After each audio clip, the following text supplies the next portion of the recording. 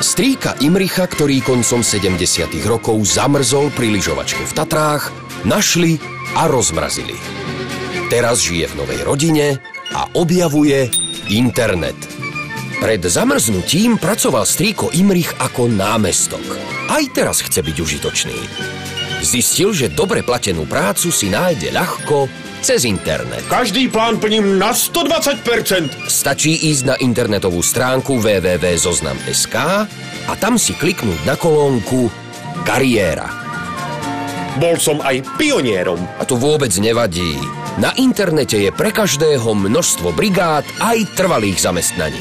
Našiel tam aj tipy, ako sa pripraviť na pracovný pohovor. Námestok už nebude, ale pracovať v novej automobilke bude tiež zaujímavé. Na budúce strýko Imrich zistí presné miesto pohovoru. S internetom od týkomu.